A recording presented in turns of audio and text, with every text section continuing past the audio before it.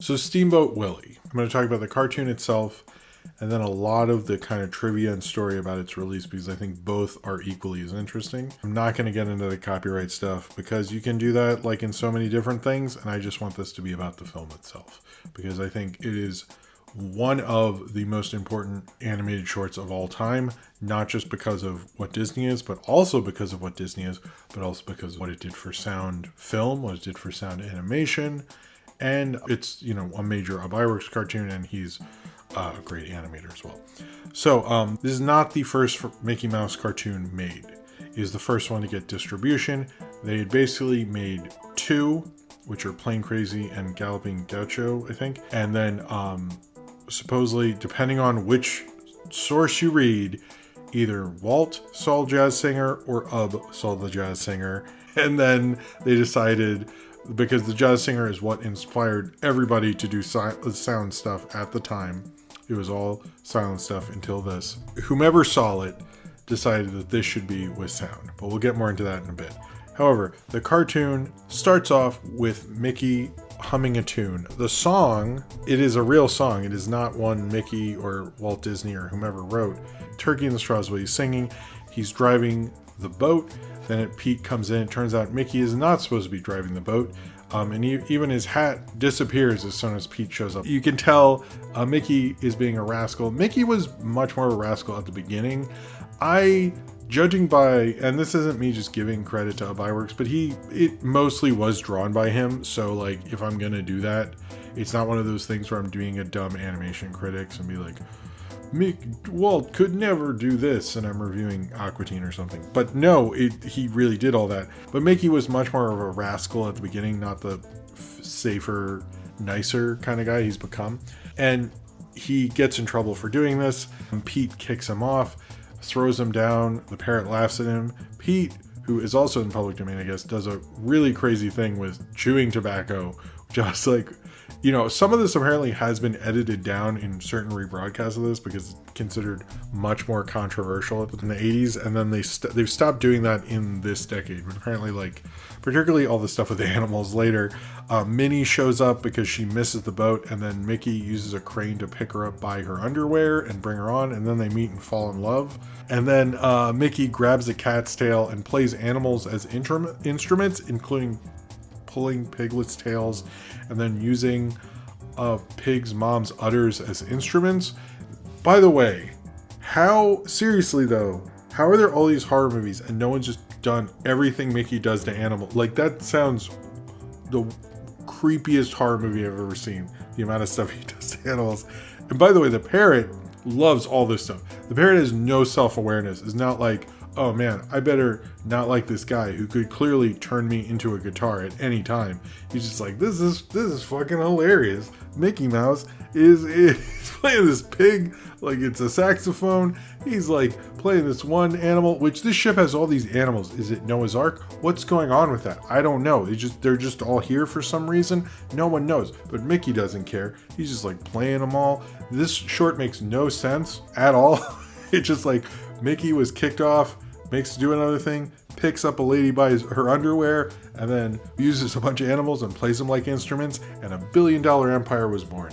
That's basically, but Mickey is bad, and eventually Pete sees that Mickey is a huge PETA violation and makes him, peel potatoes. Because I guess people just ate a lot of mashed potatoes then or something. That's always in like shit movies. I'm like, what was going on with the French fry consumption then? This is named after the Buster Keaton film, Steamboat Bill Jr. By the way, Steamboat Bill Jr. is famous because the famous Buster Keaton gag or shot or stunt where the house falls on him and he's standing in the right spot and he's saved because he kind of goes through the window thing. That is from that movie. So that doesn't happen in Iwerks couldn't animate that one, I guess. But of the first, everyone says like, why do cartoons parody things that's modern and stuff? Family Guy's annoying, blah blah blah. Well, guess what? Mickey Mouse, literally the first 3 shorts are all take off some modern things. Galloping Gaucho, I hope I should learn to say this right, is taking off of a film by Douglas Fairbanks. Plain Crazy is talking about Charles Lindbergh, and this is a parody of Buster Keaton. Those are all modern references at the time, so Seth MacFarlane isn't as bad, I thought. Steamboat Bill Jr. actually wasn't that big of a hit, but I think people might have just been aware of the thing. Basically, why was Steamboat Willie a big deal? First off, it was the film that gave them distribution. So what happened at the time was silent film was still kind of the predominant medium. When sound came in, it didn't just like suddenly everyone was talking in movies and there's dialogue everywhere, and they don't really do this in Singing in the Rain and stuff. They're just certain sections of the movies that would have sound in them. Like, have you ever seen The Jazz Singer? There's parts that have singing and stuff, and the rest is pretty much a silent film. So this was just fully had sound within the entire thing. And the movie it played before, Gang War, which is a 1929 part talkie, that had just sections, and I think just an intro that had sound and stuff like that. I've always heard a rumor that there was a ad for one movie that said "Here Bacon Fry," which I've never seen that ad, but I've always heard that story, so I don't know, maybe it's true. But Gang War is actually, the movie it played before is actually lost, interestingly enough.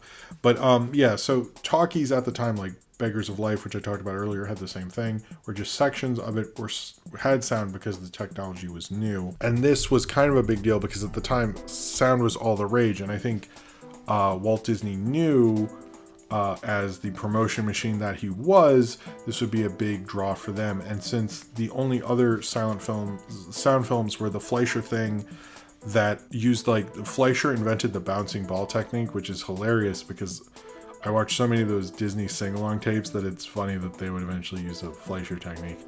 And then after Fleischer stopped, but Fleischer did their first one, and Van Buren, another studio that everyone forgets now, tried to do their own one 2 months earlier that was closer, sort of. I kind of want to go into that because I always hear how that one failed. Was Dinner Time, which had premiered in New York 2 weeks before. This premiered actually at the theater, the Universal Colony Theater, which is now, I believe, the Broadway Theater, which is on 53rd and Broadway. It's actually the same block as Stephen Colbert.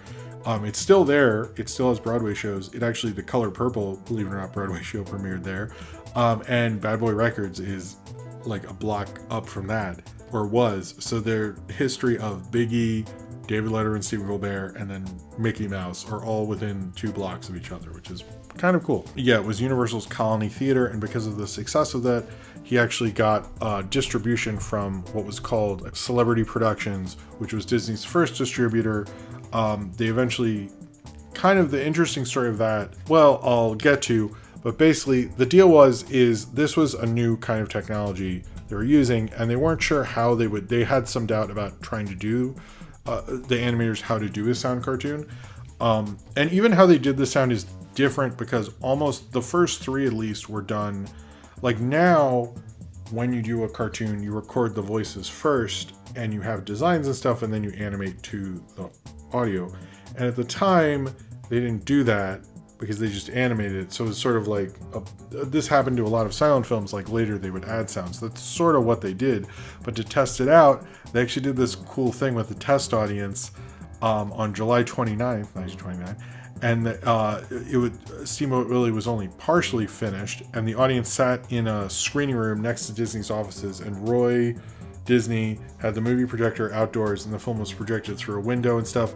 And so they wouldn't hear the sound of the projector, but Iwerks set up a bed sheet, and behind the bed sheet, this is really cool, I didn't know this actually, they set up a microphone and speakers and stuff, and would literally do live sound to the cartoon. So the first Steamboat Willie cartoon, they were doing like the music and doing sounds and stuff like that, and Iwerks was banging on pots and pans when Mickey Mouse bands on pots and pans and stuff, and for the percussion segment, and the other guy, Johnny Cannon, was doing sound effects as well, and doing slide whistles and all sorts of stuff. And Walt Disney did all the voices in this actually. And so like the audience, apparently it went over really well, and it mostly consisted of like, I think employees and their wives and stuff, but apparently people really liked this experiment.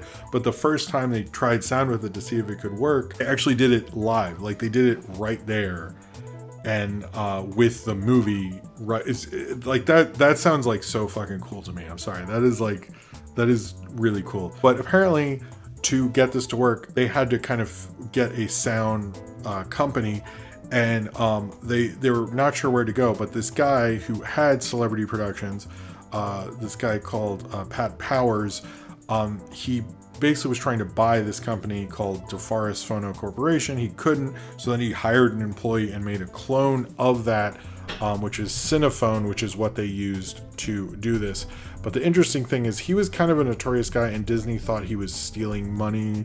Their business relationship sort of soured by 1930, but because UB was kind of unsatisfied, the infamous story, which who knows if it's true at this point, that Disney was at a party, someone asked him to draw Mickey Mouse, he handed a paper to UB and asked him to draw Mickey Mouse so then he could sign it. I don't know if that's true, but UB wanted to go somewhere, and so when Powers and Disney were ending their relationship, Powers was like, hey UB, you can come with me and make Flip the Frog and all your weird cartoons, do whatever you want. And so that severed the relationship. So actually, like, Disney meeting Celebrity Productions, the deal that happened because of this, ended up being a part of what dissolved the relationship, at least for a little bit, of working on Mickey Mouse and working for Disney. And actually, I don't think UB worked on Mickey Mouse cartoons after this, unless I'm wrong about that. So, yeah, but it was a big sensation because sound was big and it was a fun cartoon. And it was because the only reason they made it was because they got screwed over for Oswald. And kind of after all the deals with this, Disney, much like people do now, and even Prince has said, wanted to own his own stuff because of the deals with Oswald, and made Mickey Mouse and found a way to make Mickey Mouse technologically successful, and Mickey Mouse launched an empire then because of that. Steamboat Willie is a major deal, but it's very much a cartoon of its time. It feels like Felix the Cat. It feels like just a character doing some random stuff. None of it makes sense, but it's a fun time. I have a certain nostalgia for that because I sort of like cartoons like that. I think oftentimes people think it's like meandering and like, what's the point? But the point is, like, you had a good time with it. That's what Steamboat Willie is, It's pretty inappropriate for kids nowadays. I notice kids are like, why is he pulling a cat's tail? Why is he like playing the goat like it's a phono player? They actually do play Turkey in the Straw. Minnie has the music sheets because that's how people did play music then. And the goat eats it, and then she plays it like a Vodafone player and stuff like that. In certain ways it doesn't age super well because of that, but in other ways I think it works really well for what it was. And I can definitely, like, knowing the time period, get like why it was so much fun. It is pretty radical, and it's fun seeing Mickey Mouse be a rascal. I sort of wish he could do that again, but it's interesting to see how weird and kind of fun UB was, but also show like how smart it kind of combines both UB and Walt, because it shows Walt's was always a really smart producer and film executive and understood innovation and how that can work for your company, and timing, which he very much had on his side at that point. I think this was his first example of using timing to their advantage and understanding how to use a great artist to his advantage, because most of this was like working like a crazy maniac to get this done. It's still a really important cartoon. It's still a fun cartoon. If you want to watch it, of the three, it's the only one that is a restored version on Disney Plus. But it is momentous, and it's a fun little short, and I definitely think you should check it out. If you never have, it's definitely worth a watch, and especially since everyone's talking about it right now and it's everywhere, might as well take advantage of that and watch probably one of the most interesting and most influential cartoons that ever was and probably ever will be.